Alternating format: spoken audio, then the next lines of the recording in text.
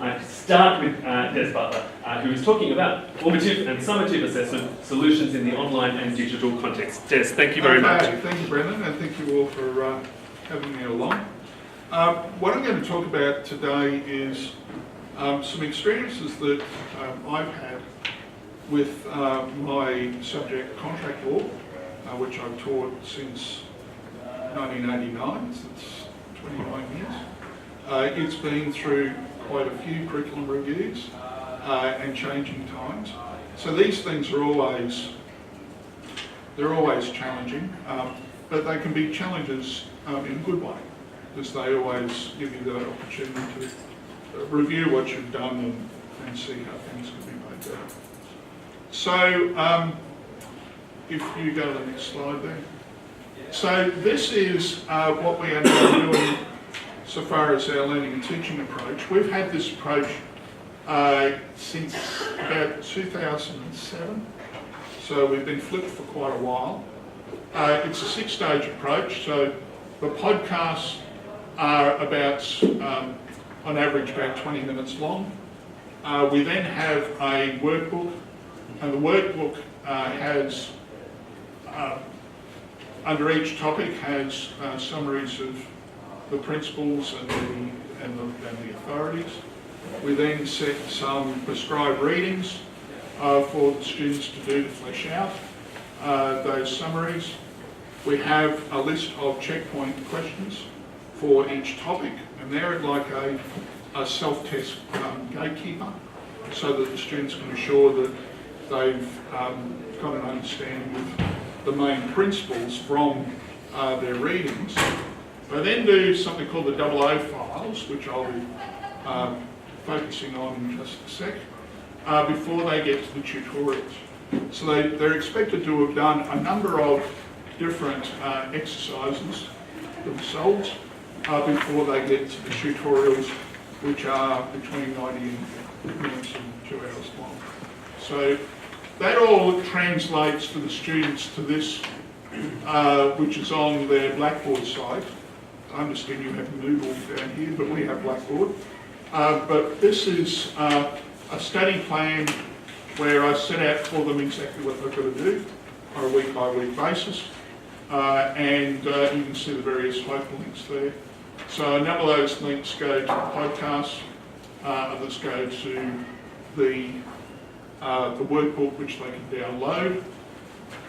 And we have links to the 00 files, which is the formative exercise that I want to show you tonight. You'll see that the 00 files, even though it's part of that 6-stage model, doesn't appear every week.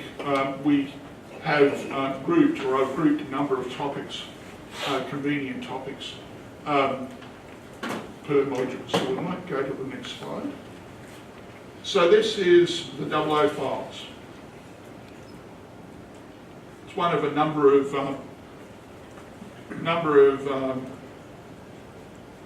online programs that I've developed over the years. I'm up to about 16 or 17 now, but this just go back for a minute. So what this does is it positions the student as a clerk in a law firm. So it uses a narrative in learning as a means of engagement. It uses a program called Articulate Storyline. It's the latest in a number of different types of software that I've used over the years.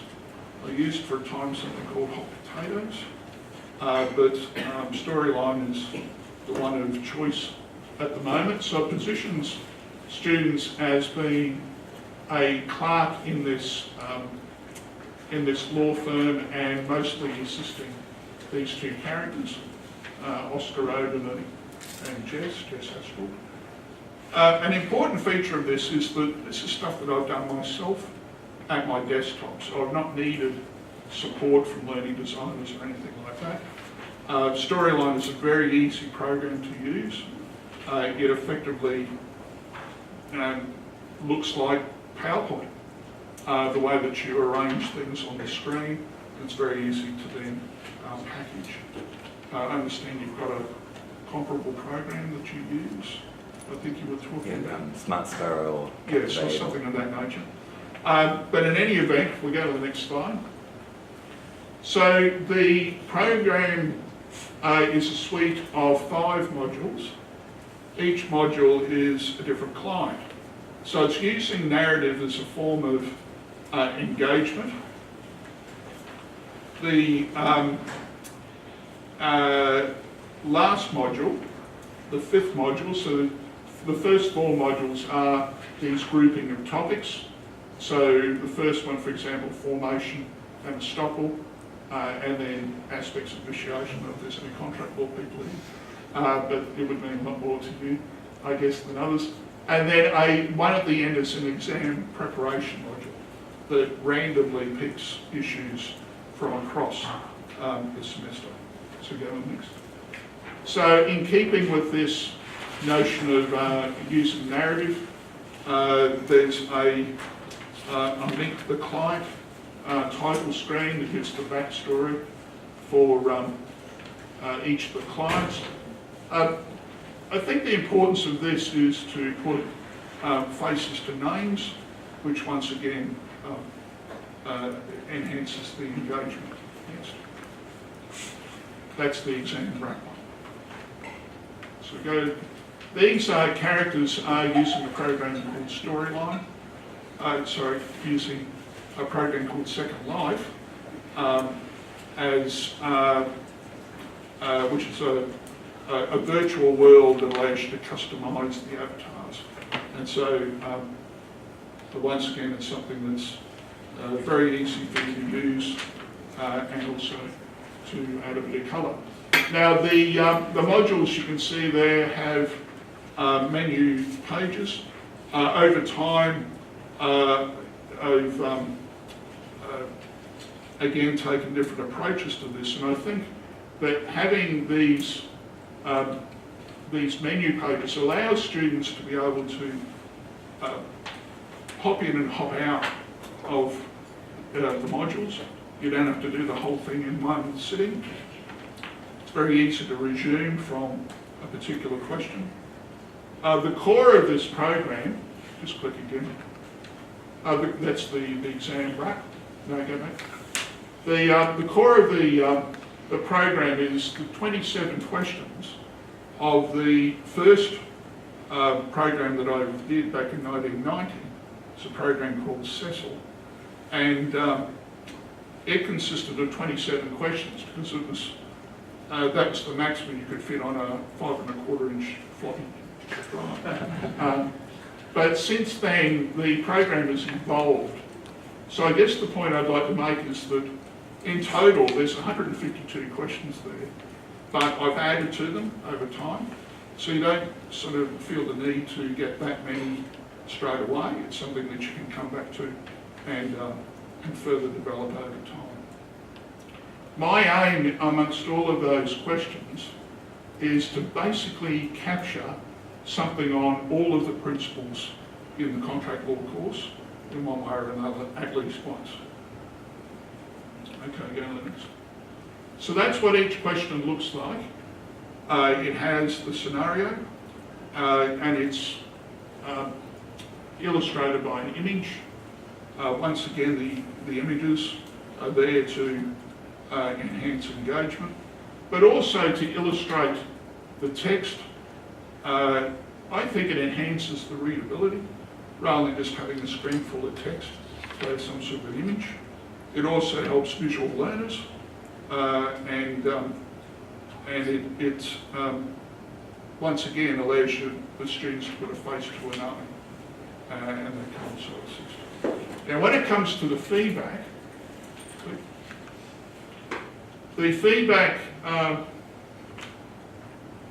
I've adopted the practice of putting the major feedback in the correct response and making the program so that it's an unlimited attempt. And the only way they can progress is by getting the correct answer. So that way they can, if they get it wrong, they don't just get a response that says try again. they'll get a response that says something like, in that case, consider who makes the offer and who makes the acceptance, so that they can go back and have another attempt in light of that feedback. And then the major response, the correct response, is the one that has all the case authorities and so forth. Just do another click. It's just another example. And you can see there, in that case, the incorrect answers are a little bit longer, but for the most part, they're short lines. Click again. And there again, it's the longer answer. That's two examples where there are only three options. Click to the next one. There's one where there's a much greater number of possible answers. And again, a longer answer.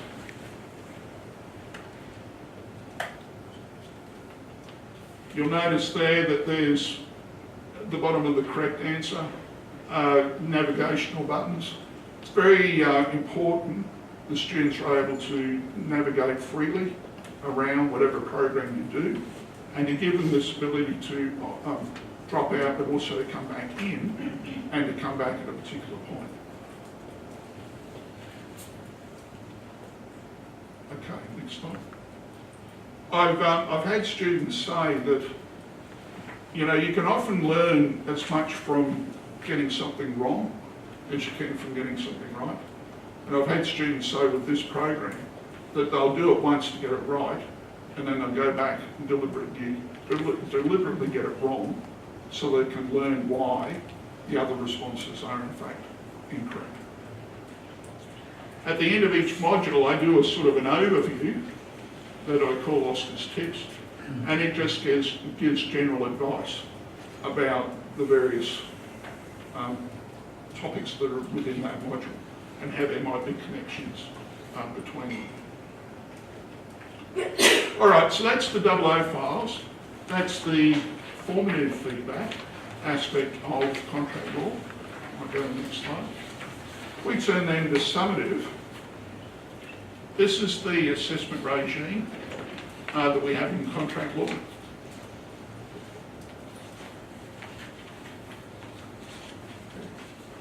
Now, it's previously the case that that multiple choice quiz was a multiple choice exam, but we fell foul of the university's assessment policy because we used to run it in tutorials, but we were told that that meant that we had 2 invigilated exams, and the university adopted a rule that we can only have 1 invigilated exam, even though they're an entirely different type of creature. And so we said, well, if we put it online and made it a quiz, oh, that's fine. So that's what we now do. So this is how we do it. Of course, once you put it online, it brings in a whole lot of new issues that you don't have if you are able to have them doing the exercise in front of you. So the first thing is it can't be open at the one time. You've got to have it open for a range of times, and in our case we previously opened it on first thing Monday, closed it last thing Friday, but that doesn't suit, we have external students. It doesn't suit those because they work a lot on the weekends, what have you. So you've got to think about timing. The next problem, if you go to the next, is the collusion risk. So what do we do with collusion? So for a start, it's only worth 20% out of the 100. That in a sense is a factor to take into account. But these are the other measures that we use. It's 20 questions in 40 minutes. The questions are randomised, the options are randomised, and importantly, we only release the results at the end. So they've only got 40 minutes. Being that the questions and the options are randomised, it's the same exam, but there are so many different forms of that exam out there. I used to be good at the maths, but it's, you know, times. how many possibilities, and the students don't know whether they've got a question right to be able to tell somebody what the answer is.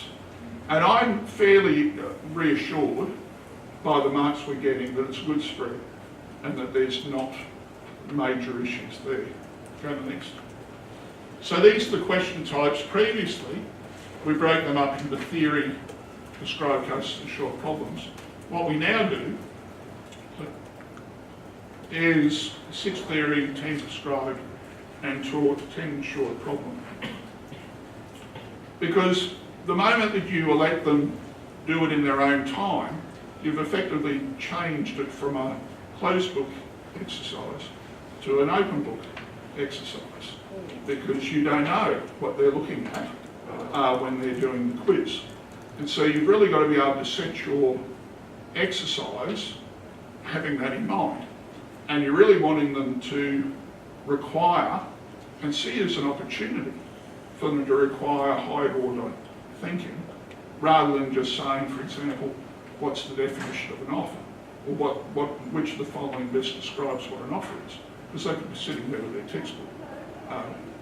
So this is what we do for the short problems.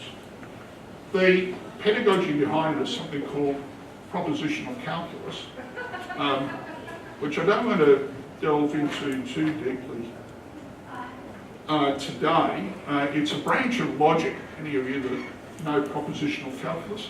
It's a branch of logic that deals with propositions, and you can take a passage, for example, and reduce it to syllogisms involving constants and connectors. And we're going to use two, something called ampersand, which you may be familiar with. Everyone's familiar with meaning and. But tilde you might not be quite as familiar with. It's the little wavy line that's on the far left of a keyboard. If you go to the next. So this is a very simple example of propositional calculus. If the proposition is, or the passage is John is a clever lawyer, you can break that into 2 propositions. John's clever and John's a lawyer.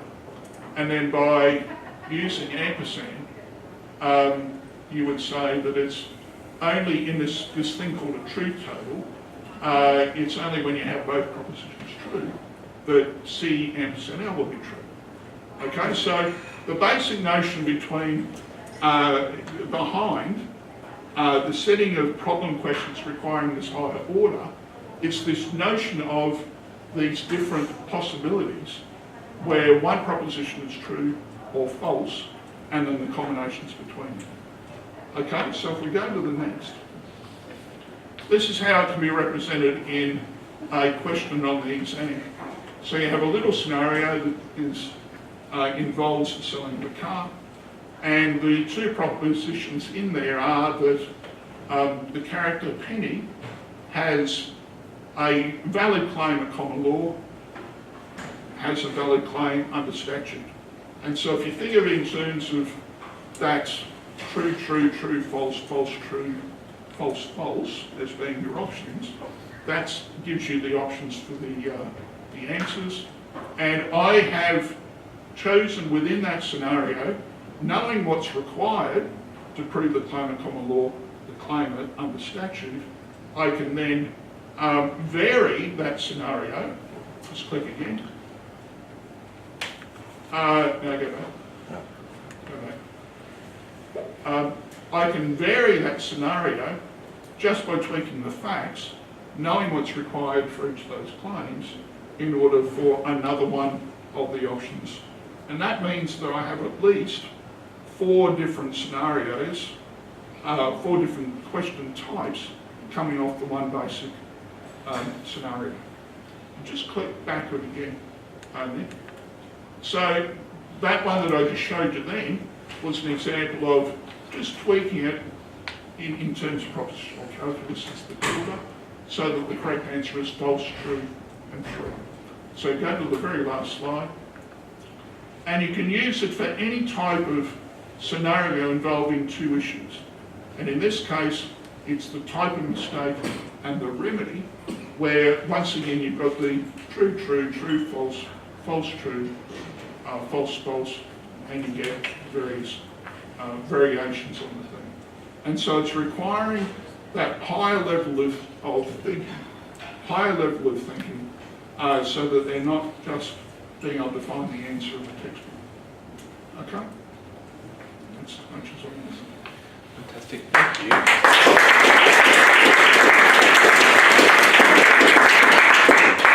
So we've got time for about 10 minutes for questions to Des about propositional calculus, contract law, online assessment. Otherwise, what do you want to kick us off? I mean, it sounds fancy, but it's the truth of it is it's simply taking it in as a requirement for their thinking to a next level up, and you can do it quite simply by having little scenarios that involve two issues that can be either true or false, and the different combinations. Got three questions are coming out of the woodwork. Kathy, and then Leon, and then Scott. Kathy.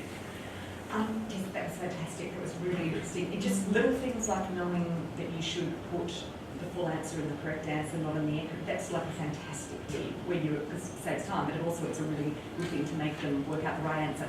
But sorry, my question was about, so the overall way that you teach, you have tutorials, do you have lectures as well? No. Because I'm also really interested, this is part of your motivation is, it makes sense to give students, explain stuff clearly to students online before they come to class, instead of giving them incredibly complex things to read that by definition they can't understand for themselves, and then you have to give them the explanation in class. Is that part of the logic? As I said, it's evolved over time. We didn't have the podcast yet. We were just getting them to do the readings. Right, yeah. So the podcasts were brought in to do exactly what you say. So it's to give them explanation of the concepts, of the meta view, of how things combine together, which they wouldn't get just by doing the basic reading. So all of that's done in the podcast. Yeah. And my podcasts are me just lecturing. It's video of me, and then flashing over to slides with my narrative, back to me. So you've got that personal engagement still, and students say, it's great to actually see the lecturer talking to you. And how long are they? On average, about 20 minutes. 20 to 30 minutes is a good size. Yeah. It's easy to review, and it doesn't have that, it's too short feeling. About 20 to 30 minutes. Leon? Thanks, Des. That was very interesting, and it was terrific and useful as well. So, and as Kathy said, things about putting information in the answers. I was wondering about the choice of having multiple choice answers, that approach. So we're going through this process at the moment as well. And it means, does it not, that you have to have a more clear-cut answer for your scenario? You could just have an open text answer. You can't assess it that way, but sort of setting it up that way. So do you find that kind of strange? Do you mean in the formative or the summative? I haven't really thought through to that, but just like setting it up well, you're right, if you're going to be given, even if you're giving feedback, if you've set it up with a question that does have some ambiguity to it, you can give your model answer, which has got that in it. Whereas a multiple choice means you have to give it more clear cut about it, is it in or out? Certainly with the summative, it has to be clear cut. There's no options about it. If you're going to go down that line, unless you then want to have, you're going to do marking, short answers or something of that nature, then if it's going to be marked in this way by the computer, it's going to have to be clear cut. As far as the format is concerned, some of my other programs that I talked about, including that Egg Online program, what I do with it is I have short answers and I have a model answer. So I do it for different purposes. In that case, it's to do with negotiation training, what have you. So I give them the option to fill in their own answers first, and then give them the model answer, so you can take it. Depends on what you're trying to get to. Scott?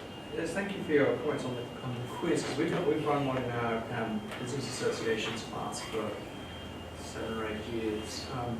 And we also used to leave it open for a time, but we found we actually had to prosecute, it was one semester, about 17 students, we took a random sample out of questions, we had randomized answers, all the sorts of things you're talking about. So we actually had to go the other way and actually have it at a particular time. Have you had any experiences seeing people try to do that? I mean, we had groups of people sitting in, basically doing groups one after the other. They would then sit and do it, and they all help each other with the exams. How do you cope with that? I haven't had. No, we haven't had that experience. Our students are obviously just dishonest. Yeah. Look, I couldn't vouch that it's not happening or that it's never happened. But as I say, the range of marks that we get sort of satisfies me that there's not a lot of collusion going on. Because otherwise you'd expect a whole clump to be getting about the same. But as I say, when you ran it, I would find it very hard that if you randomised, were students getting their answers back straight away? Or their scores back? The order of the questions and the order of the answers was randomised, but basically they were just taking them.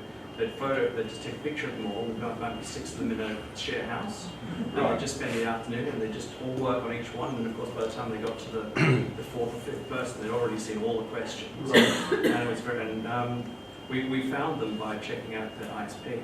We could actually identify that all come from the same ISP, one after the other, and they all got the same ones wrong. It took us days. We worked it out. But I was just wondering if you had any experience of trying to track them down. They were dogged in. The first group was dogged in. Then they were looking for others. I think we need the cricket scholarships too.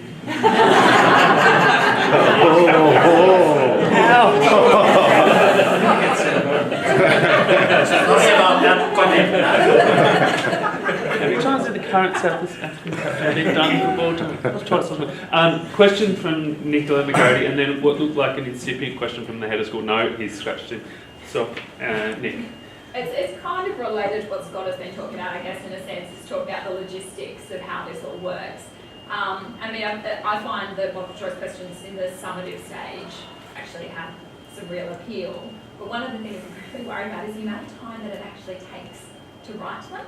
And I appreciate your calculus method might save some time, and I've seen other people come up with alternative sort of frameworks. You know, 1 is definitely the wrong answer, 2 is wrong because of misplaced assumption, blah blah blah. But I'm kind of interested in 2 things. One, which is, do you have a huge bank of questions that you're pulling these multiple choice questions out of, or are you redoing them every single time it's run? And also, how long it takes you to actually write them? No, I'm developing a bank, yes. And as I say, because this methodology, combining 2 issues, means that on anything you've got 4 different alternatives. And then all you need to do is, I mean, that's because there are, and those who teach contracts would be able to tell you that there's a number of ways that the common law of misrep, for example, doesn't apply. That means you have within that a number of variations. So you could still have that basic notion of X selling car to Y and have quite a number of different possibilities within it.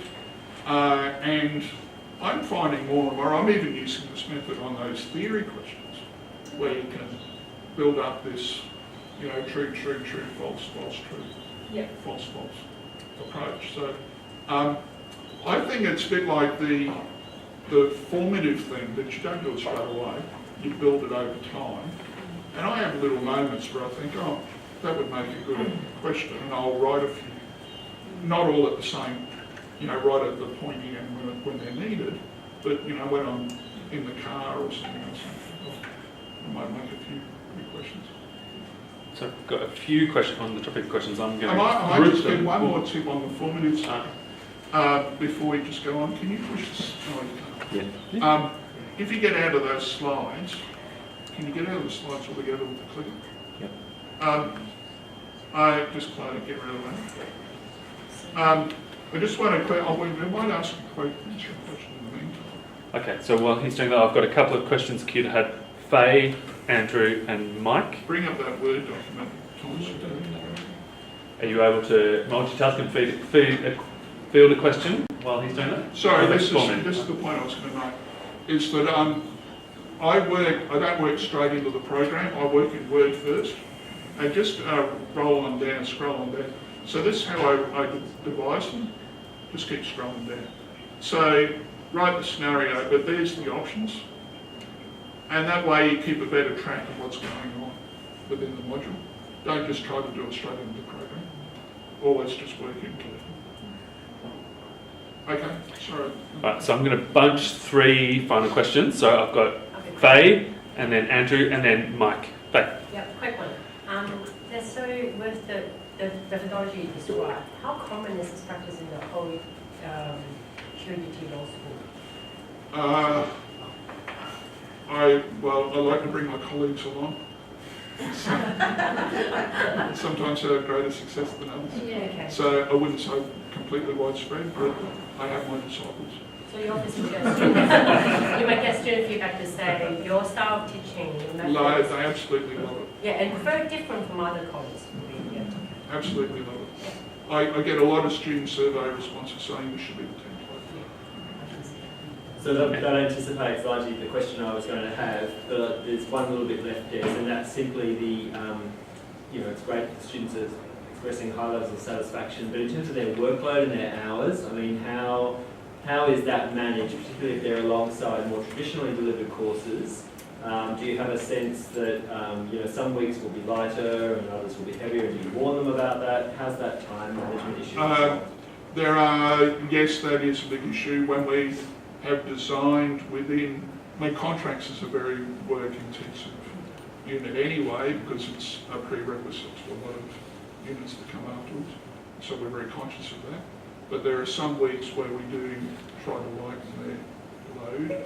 And in some cases we even say, the smaller topics, just go look at the workbook, you don't really need to look at the textbook if you don't want to. So we try to handle their load that way. We build in, if I had that study plan, we actually have 2 respite weeks. So week 4 and week 10, we have no tutorials that they need to prepare for. And that gives them a chance to catch up with me. Mike. I mean, one of the tricks of writing exams is to try and get a scenario which doesn't necessarily have a right answer, but which has a number of options, and you want to test the reasoning skills of students. And just wondering to what extent you can translate that approach to a situation where you're going to have absolutely right, part wrong, etc. Sadly, it's one of the sacrifices. We pick that up in our 60% exam at the end of the year, the semester. But unfortunately, it's when it comes down to the 20% online multiple choice, you need to have a mathematics, and it's just not 2 bits about it. All right, thank you, Mike. Thank you, everybody, and thank you, Des, for coming and talking to us. That's